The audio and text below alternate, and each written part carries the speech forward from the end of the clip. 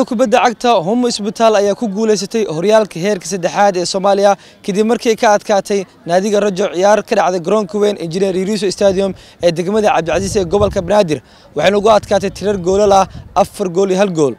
ciyaartii intaysan bilaaban kooxda Homo Isbitaal laba wada ayaa u furneed inay adkaato ama inay barbadhac gasho si ay xaqiijiso inay ku guuleysatay horyaalka heerka saddexaad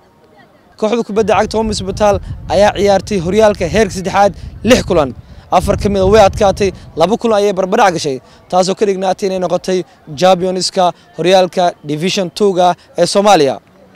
sanadka soo aadan waxay ka ciyaari doontaa horyaalka heerka labaad ee Soomaaliya first division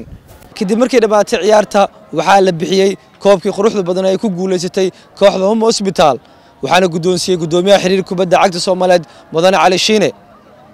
ciyaartoyda ayaadna la hadlay Gool FM iyagoo ka hadlay dareenkooda ku aadan inay ku guuleysteen sanadkan horyaalka heerka saddexaad waa ku faraxsanahay maadaama champion aan qof hada champion taana waa dareemi kartaa farxad ay dareemi karto wallahi kulankaas hada waxa waaye geemka la ciyaarnay teamka oo xafaltimay Gasco oo isku dhibcaayeen kulankaas ay u adkaa ay dareenkayga zaid waa xamaasadii ma la soo koobi karo maadaama qof champion isna waa dareemi kartaa farxad oo dareemi karo waanu faraxsanahay maadaama koobka qadnay muhiimadna sidaas yahay waanu ku faraxsanahay koobka guuleysana alxamdulillah intaas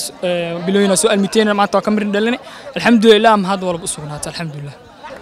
wallahi wuxuu ilaahay qormar walbina u sabra waay yarka shan lixoo lahaana shan marka waa dadaalay ilaahay dadaalkii halaan ka dhigay ma had walba alla u sugnaatay subhanahu wa ta'ala alxamdulillah wallahi biida ayadana mar waxa waay micnaha sanad horyaalka hadaa tagan insha Allah saac amalna u dadaalno inaan qaadno isku dayna insha Allah TV Gool FM iyo saaxiibkeena aniba oo ku faraxsanahay guusha maanta aan gaarnay hawaay aadeen farxad gelina dareen ahaan kale qof mar hadii uu kale wax uu keenaa saanto oo leeymaada lagu tilmaamaa hawaay macallin guuleed miye laakiin hawaay waqtigii dadaalka bixiya hoga saaciiday waan rajeynaa insha Allah inta aan ku sii jiro saaxada macallinimo inaan si caabi doon dhalinyarada Soomaaliyeed hawaay shaqadan qabanayna insha Allah mir dhalinyarada sidaada labadii sano u dambeysay arta mar hada step ka soo gudubto banooniga sidiis waxa waa step kale oo mar walba ku harayo waxa waa banooniga